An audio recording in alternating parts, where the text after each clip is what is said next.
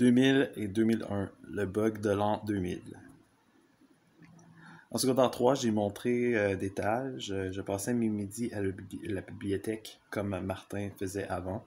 Je lisais des BD comme Léonard ou allais jouer aux jeux vidéo au local de pastoral qu'on appelait chez Poitras. Le surveillant du local s'appelait Jean-François Poitras et Simon disait qu'il était pédophile.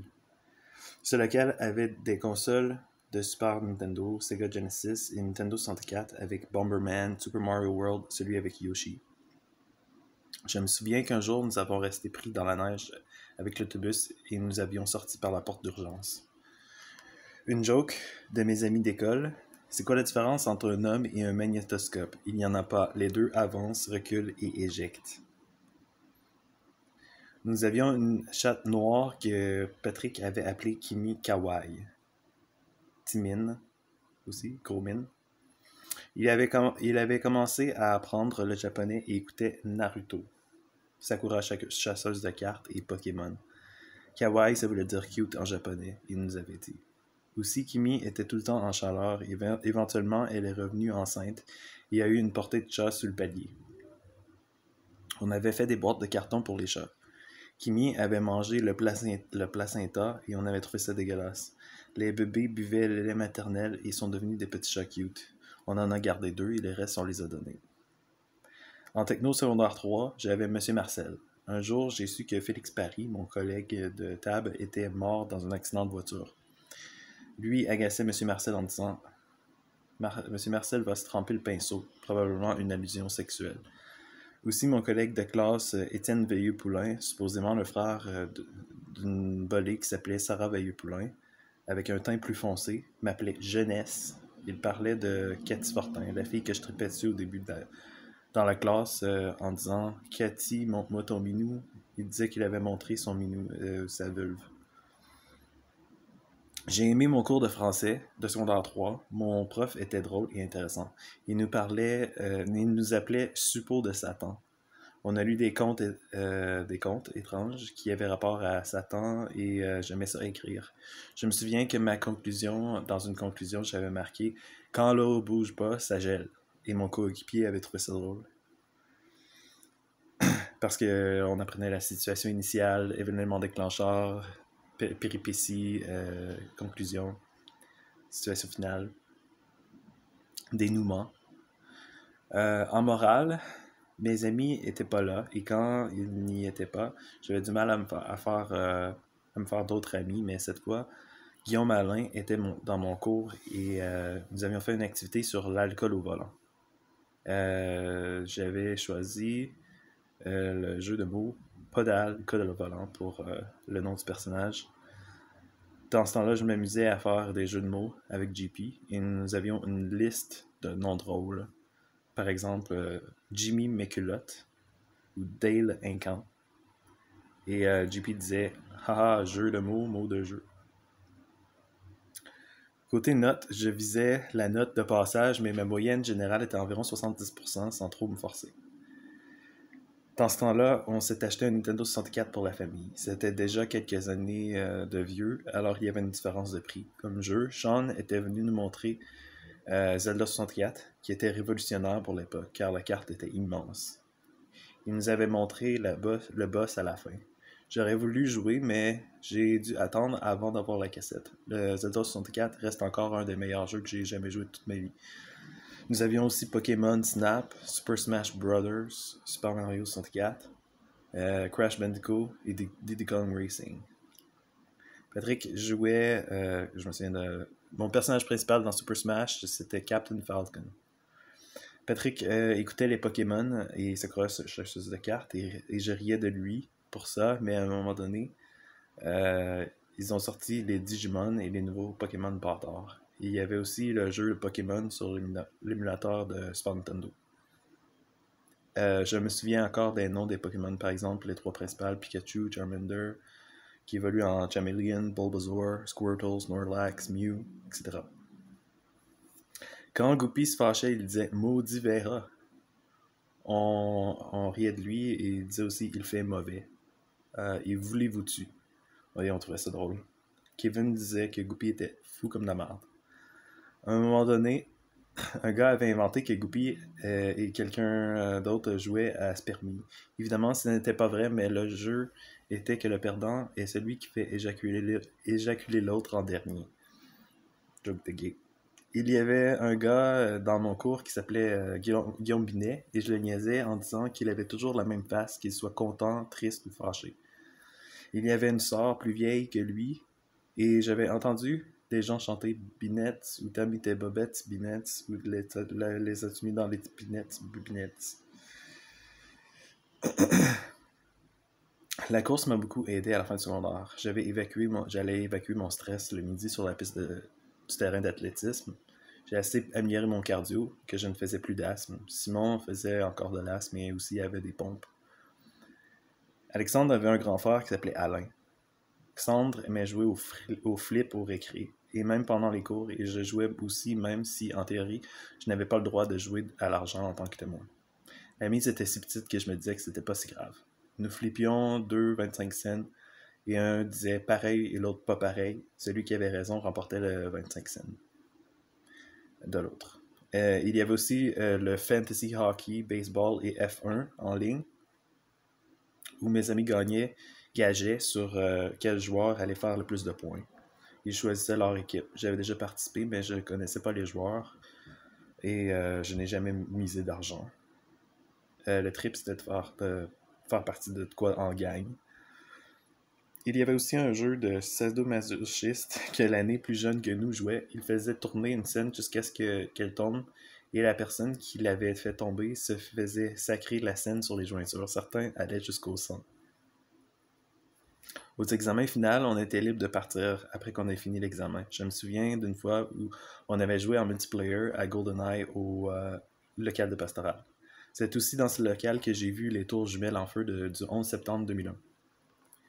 En revenant le soir, il fallait passer à côté des skaters pour prendre le bus. Et quand il y avait une bataille dans la cour de récré, les élèves criaient « Du sang! Du sang! Du sang! » Je me souviens que dans le bus, Martin était populaire et moi je m'assoyais en arrière et sentais les boss 2 fois plus que ceux qui étaient assis en avant. Et à la radio, il passait des chansons comme C'est le printemps et La voisine cute était de bonne humeur. Ou encore la chanson Tomber la chemise ou La tribu de Dana. En maths, la calculatrice graphique est devenue obligatoire. C'était un achat de plus que 100$. On travaillait dans les tableaux et les graphiques, les X et les Y, la géométrie, Pythagore, les rapporteurs d'angle, puis 3.1416. Pour se rappeler qu'est-ce que le périmètre, j'avais mémorisé la phrase « Mon père y met une clôture autour ». C'est que dépendamment de nos notes, nous allions soit en maths 4.16 ou soit en maths 4.36. Moi, j'étais allé en maths 4.16. Je me disais que de toute façon, j'irais pas au cégep ou à l'université. Je ne m'étais jamais même posé la question, je savais la réponse d'avance, car je savais que les témoins voyaient l'école postsecondaire comme une embûche, comme une débauche, tout comme ils voyaient le bal définissant aussi comme un party de débauche, alors que je n'avais pas le droit d'y aller. Un jour, en sciences physiques, Kevin m'a mis au défi de dire à Marie-Josée Caron, la fille qui m'avait demandé de sortir avec elle au primaire, qu'elle avait de belles boules, et j'avais accepté pour 10 cents. Moi qui étais gêné, je ne parlais pas aux filles, et avait fait l'effort, et lui avait dit que... Et elle m'avait traité d'épais. Mais j'avais répliqué en gratienne que « Ah, ça vaut la peine pour 10 cents. » Dans ce temps-là, mes camarades me lançaient de la monnaie pour que j'aille la chercher, et je disais que c'était avec des cents qu'on fait des pièces et allait les ramasser. C'est dans ce temps-là que j'ai commencé à porter des lunettes puisque je voyais mal au tableau, si j'étais pas assis en avant de la classe. Alexandre écoutait du Limp Bizkit dans le cours de secondaire 4 en français. J'étais assis en équipe avec mes amis tout le long. Nous avions la moitié de l'année consacrée à du théâtre, donc je faisais du théâtre en secondaire 4. J'allais déjà voir l'impro sur l'heure du midi, mais je n'avais jamais participé. Notre projet que j'avais fait avec Alexandre était de mémoriser un sketch de l'émission de Dominique et Martin. Souvent, parce que je rêvais d'être un comédien, souvent quand on travaillait en équipe, on faisait plus rire et s'amuser que de travailler. Nous avions aussi écouté le film sur la secte de Moïse. Le gourou avait coupé à froid le bras d'une de ses disciples. Une fois, nous avions écouté un film avec Leonardo DiCaprio où il y avait des gays et j'avais écrit comme résumé en suivant la méthode poétique style Yoda. C'est l'histoire d'un poète qui était tapette. Dans son monde de Fifi, il se trouva un ami qui était aussi Fifi. Je... Alexandre avait ri quand j'avais fait semblant de me couper la tête en voulant impressionner avec mon propre lightsaber. Une fois, j'avais tombé du bureau à terre dans un sketch de théâtre. Vous serez pas surpris que comme choix de cours en secondaire 4, j'ai choisi théâtre. Je me souviens que j'avais fait un sketch sur l'opposé de qui je suis. J'avais joué une espèce de moteur qui s'amuse avec une balle, avec un bat de baseball, mais sans balle. J'ai appris cette joke-là dans la jungle, mais je sais pas si les autres l'ont compris. Je pense que ça a passé comme une joke de gay. Anyway, Manon Gay était dans mon cours. J'avais dit à JP que, puisque c'est la seule fille avec qui je pouvais sortir à l'école, que j'avais mémorisé son horaire pour pouvoir la croiser dans les corridors. Sciences physiques était un de mes cours préférés car JP était là et nous rions. JP parlait avec aisance à tout le monde et surtout aux filles et des fois de sexe. Il parlait à une fille qui était assez hot et après le cours, la fille m'a offert une relation purement sexuelle. J'étais flatté mais j'ai refusé car j'étais tellement Java. JP aimait le film Hors Limite. Des fois, on l'appelait JP Chan. Il m'avait déjà confié qu'il tripait sur Jennifer Love Hewitt. Nous avons appris sur les atomes. J'avais fait une BD sur le modèle atomique avec ses théoriciens. On riait sur comment se prononçait Rutherford. Le prof m'avait félicité sur ma BD. Je croyais qu'elle allait me le disputer car je te connais trop dans le cours. À la fin du cours, on faisait un petit résumé que nous avions fait en écrivant sous une forme de poème à la Yoda. Un des jeux importants de l'époque et un de mes préférés à vie fut StarCraft. Ce jeu avait un super gameplay, une histoire super, les animations m'ont donné envie de travailler dans le domaine du jeu vidéo plus tard. Avec la famille, je suis allé au village Valcartier. En sortant des tripes à deux, ma mère a dit qu'elle avait arraché le poil du dos à mon père en descendant. J'ai fait l'Everest, les joyeuses cascades, la piscine à vagues, l'Amazon, Crush 7up Pepsi, etc. JP s'était fait teindre les cheveux de couleur avec des spikes en rouge et bleu. Il s'assoyait devant moi et se tournait en se faisant craquer le dos. Il se plaignait d'avoir mal au dos car il aidait son père à la ferme. Le midi, une fois, je suis allé au Subway et de l'autre côté de la rivière à pied. JP trouvait ça drôle de la façon que je commandais puisque quand j'allais au Subway, je ne savais jamais quoi choisir pour mettre dans mon sous-marin et j'avais l'air perdu, mais il trouvait ça drôle. Goupy avait appelé ses équipes de sport Flicky, Aquafina et Dasani. Il m'avait dit que ses inspirations étaient des marques de bouteilles d'eau. Aussi, comme fond d'écran, j'avais une voiture sport. En maths 5-14, j'avais le prof chouchou à mon frère. Le hic, c'est qu'il s'attendait à ce que je sois aussi bolé que lui, chose que je n'étais pas. Il savait que j'étais le frère à Martin. Souvent, le monde qui n'était pas dans mon année me connaissait comme le frère à Martin, car Martin était populaire et bon à l'école. Il s'occupait aussi du local d'informatique les midis. Quand il a quitté l'école, il a été engagé à Visionic pour faire du support technique et de la vente. Il me disait que j'étais chanceux quand je travaillais sur la construction, que j'avais pas à m'en faire une fois que ma journée était finie, j'avais pas besoin de penser à ma job, tandis que lui, il fallait qu'il continue à y penser. J'allais à toutes mes réunions, faisais des discours et commentaires et allais en prédication. Je préparais ma tour de garde le samedi matin vers 8h AM pendant 1 heure avant d'aller me préparer à 9h AM pour aller à la salle à 10h AM. Quand j'ai eu l'âge de m'asseoir tout seul à la salle, je m'assoyais en avant, le dos droit, sans bouger. Quelquefois, mon père écoutait la F1 le dimanche matin, avant la réunion. Il y avait Jacques Villeneuve, Mika Häkkinen et Michael Schumacher. J'allais aussi à l'assemblée et j'entendais des jeunes qui se faisaient baptiser autour de 13 ans, et j'étais plus vieux qu'eux, et toujours non baptisé. Je me souviens qu'en plein cours, moi et JP, on faisait semblant de tousser sur un beat et l'autre répondait en complétant la chanson. J'en parlais à l'école et les gens me connaissaient comme étant le TJ. Mais plutôt que de m'intimider, ils trouvaient ça cool. Ça ne fitait pas avec le profil que l'organisation faisait d'eux. Les TJ disaient que les gens du monde étaient affreux, immoraux, etc. Mais mes amis ne l'étaient pas. JP refusait même de faire des jokes de cul et il respectait mon choix de religion.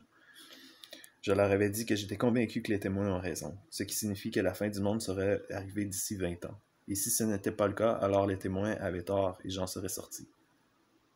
Vers secondaire 5, j'avais été choisi pour être père aidant. Je ne sais pas comment ça s'est passé, mais plusieurs personnes ont voté pour moi et Goupy pour dire qu'on est des personnes à qui il serait confortable de se confier. Je dirais que peut-être Kevin Bolduc était une de ces personnes puisque j'avais été son support moral au début du secondaire. Donc après l'école, on restait pour avoir une formation qui était plutôt cool. Il nous disait de référer surtout si quelqu'un se confiait. On se réunissait dans un local avec des chaises sur le bord de l'église qui était sur le bord de notre école. Une fois, notre groupe est allé au buffet le Patrick Tam. Il y avait un gros adulte qui compétitionnait avec moi pour savoir qui allait le manger le plus. J'avais gagné facilement, mais lui refusait de s'avouer vaincu. Il disait que le truc, c'était de prendre une soupe entre 2 assiettes pour faire plus de place dans son ventre. J'échangeais des versets avec Goupy, qui voulait devenir prêtre. JP ne voulait pas qu'on parle de religion puisque ça causait des chicanes. J'avais cité par exemple Matthieu 24, avec les signes des derniers temps, et ma mère m'encourageait dans ce temps-là. Lui aussi m'en avait apporté des versets. Je me souviens qu'il me disait des versets sur celui qui avait été lapidé à cause qu'il avait ramassé du bois dans le sabbat. Et il nous disait que c'était en enseignant les autres qu'on allait mieux comprendre soi-même. En défendant ma foi, je me faisais une cible pour l'intimidation. Et comme des raisons, Jacques Maheu s'est mis de la partie. Il m'appelait l'hostie de Jéhovah. Il brisait mes trucs, me donnait des coups de règle en métal en plein de cours de maths. J'en avais parlé au prof, mais il n'avait rien fait à cause de ça, mes notes ont chuté. Patrick Poulain aussi était sa cible. Et je disais à Jacques, va donc écœurer Patrick à la place. Patrick tripait sur Deftones et c'est parti un groupe de Screamo. Une fois, on m'avait demandé en plein cours si je me masturbais, vu que je faisais un geste de poignet vis-à-vis de mon entrejambe. Alexandre Vellieux m'avait dit « T'as hâte, hein? » en faisant allusion que j'allais me masturber rendu à la maison. Une fois dans le bus, un gars que tout le monde écœurait, qui s'appelait Caillouette, m'avait bousculé et m'avait dit « C'est quoi la différence entre un témoin de Jéhovah et une paire de couilles? Il n'y en a pas les deux cognent, mais il n'y en a pas un qui rentre. » J'avais faim de vouloir me battre avec lui. Alexandre m'avait dit « Wow, j'avais vraiment l'impression que tu allais te battre. » En réalité, je voulais juste lui faire peur pour qu'il arrête de me carrer. C'était pour le show. J'arrivais de bonne heure le matin et JP n'était pas là. Et des fois, je m'assoyais à la table de Pierre-Luc et Patrick et Guillaume. Des fois, c'était avec Régent aussi. Et on se parlait pas tant. Un jour, la gang à Patrick m'avait demandé des périodiques. J'avais su qu'ils avaient fait semblant d'être des témoins dans le service avec et les avaient jetés après. Chose que j'avais comme dit que j'étais déçu qu'ils avaient fait ça. Un jour, Daniel Sylvain avait punché Pierre-Luc dans les lunettes sous prétexte qu'il avait insulté son père. J'avais pas catché pourquoi il avait fait ça. Il avait brisé ses lunettes. Un midi, j'avais déboulé une pente et mon gilet blanc était tout sale et je voulais me cacher. Moment honteux. Kevin Bolduc avait une Camaro et participait à des démolitions à Saint-Victor. Il aurait voulu me vendre la Camaro, mais j'avais refusé puisque les témoins ne permettent pas d'avoir de voiture 2 portes, car c'est pas pratique pour la purification. Kevin a perdu beaucoup de poids. J'avais été chez lui et on a joué à Driver sur son PlayStation. Vers la fin du secondaire, JP et moi, nous chattions souvent sur MSN. Je me souviens qu'il textait avec des grosses lettres carrées bleues. Il m'invitait à d'autres conversations et me présentait des filles. Je me souviens qu'à un moment donné, les gars qui chattaient écoutaient Bleu Nuit. C'était de la porno qui passait à TQS à partir de minuit et on m'en parlait. Il y a eu un spectacle de fin d'année en secondaire 4 qui m'avait vraiment impressionné. Il y avait des arts martiaux et je me souviens qu'une fille hot avait chanté la chanson « L'enfant que j'aurais dokumé ». Quand elle est venue à dire la phrase « On peut passer des nuits entières à faire l'amour et à boire de la bière », le gars de la rangée en avant de moi avait dit « Oui, c'est une bonne idée ». La toune de Projet Orange, Héros à zéro, était aussi populaire. C'est qu'il y avait un gars qui s'était filmé, lui et son char, faire de la vitesse en haut d'une côte, et avait perdu le contrôle, il s'était tué. La chanson de Héros à zéro était en son honneur. J'avais su que JP avait connu une fille sur MSN, elle s'appelait Annick, ou Jade. Annick allait à l'école à Saint-Joseph, était amie avec Mia Doyon, une témoin justement qui faisait partie de mon groupe de service avec Martin et Marjorie. Je refusais de sortir avec mes amis d'école dans ce temps-là. Mais j'allais dans le service avec les témoins. C'était bizarre pour eux comme pour moi. Mia appelait moi et Martin ses bodyguards. J'imagine à cause de notre grandeur, parce que si la situation serait avérée nécessaire, pas sûr que j'aurais tombé à sa rescousse. Côté chat, je changeais souvent mes nicks, comme Gate Power, Yo les mecs, Cool Gate, Gatorade, The Gate's Edge. JP avait une fois le nick Qui est le plus beau et pourquoi le suis-je? Lui aussi changeait ses nicks souvent. Autre jeu de mots avec les noms qu'on avait trouvé Aldéo Doran. Kevin aimait les onces de phare, amenait des onces de phare à l'école. Et un jour, j'avais joint mes amis au terrain d'athlétisme et Sylvain avait bu et disait qu'il sentait son ventre comme une femme enceinte. En anglais, j'avais fait un oral qui était de raconter des blagues en anglais et le prof m'avait dit que j'aurais fait un bon comédien. Une des jokes que j'avais racontées est A guy tells his friend, I see spots everywhere. Have you seen a doctor? No, just spots. Nous avions aussi lu un texte qui s'appelait The Red-Headed League avec un des personnages principaux qui s'appelait Jabez Wilson. Mais le texte était plate. On a lu sur Terry Fox. Aussi, les livres au primaire pour l'anglais, c'était les Sam on Radio 321 et Sam on Channel 9. On avait lu, ouais, ça, Terry Fox. Un autre projet en anglais fut de faire un vidéoclip. On avait été chez un ami, on avait filmé du n'importe quoi et c'était drôle. J'avais choisi la tune de Offspring, Kick 'Em When He's Down. Offspring avait déjà eu le succès radiophonique Pretty Fly for a White Guy et Why Don't You Get a Job. J'écoutais du Godsmack à la maison. Un CD que j'avais gravé vers la fin du secondaire, je faisais semblant d'être un adulte. Je ressentais que les attentes envers moi-même changeaient. Je m'étais fait une compilation punk rock, par exemple. No Use for a Name était un album que j'avais acheté. Et Blink-182. Sylvain était fan de Blink-182 aussi. Et Slipknot. Je me demandais si mon avenir me réservait de me lever de bonne heure à tous les jours pour aller travailler. Autre changement qui m'attendait après l'école. Lorsque j'allais au secondaire, je sortais avec Martin des fois et on allait chez Sean. Sean avait une collection de casquettes et une belle grande maison. Il avait une écran géante avec un système de cinéma maison et une pièce dans la maison qui était dédiée. Nous avions écouté Une nuit à Roxbury dans cette pièce et La Matrice. Marjorie était pour La Matrice et elle disait qu'elle trouvait Keanu Reeves beau. Sean était crampé à la scène après celle de l'ascenseur où le gars glisse et tombe à terre. Il reculait pour pouvoir revoir la scène plusieurs fois. Je me souviens qu'après la réunion le dimanche, on allait en gang de témoins au Saint-Hubert. Je prenais un quart de poulet cuisse avec sauce et salade de choux crémeuse. Des fois, je prenais le quart de poulet poitrine. Le dessert, c'était le chocomousse ou le gâteau au fromage. Nos surveillants furent Alain Lelièvre et Serge Tremblay. Maggie Breton m'avait ajouté sur Messenger. Son nick était Blondinette. J'avais un kick sur elle depuis le voyage au Bethel, mais je crois pas que c'était réciproque. Pendant que j'étais en secondaire 5, je faisais équipe avec Martin, Mia et Marjorie pour le service les soirs après l'école. Nous écoutions du Goo Goo Dolls et du Lifehouse dans l'auto. On allait prêcher dans un quartier riche où il n'y avait jamais personne, et on se disait que les riches n'étaient pas là pour profiter et s'occuper de leur maison. Ils travaillaient tout le temps. Moi, je restais silencieux, mais ça arrivait que Martin et Mia se piquaient une jasette dans le parking de la maison au Doyon avant qu'ils débarquent.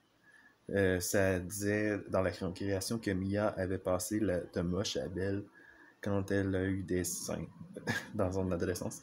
Aussi, c'était vraiment facile pour que le monde ait qu'elle ait une réputation de coureuse de jupons.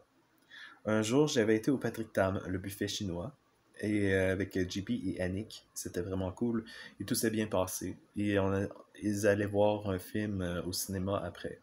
Et moi, j'ai dû quitter à cause que j'avais pas le droit, à cause des témoins. Et le pire, c'est que je donnais des excuses bidons. Je suis allé une fois chez JP pour travailler et ramasser des roches dans le champ. Encore, là, tout s'est bien passé. J'avais aussi...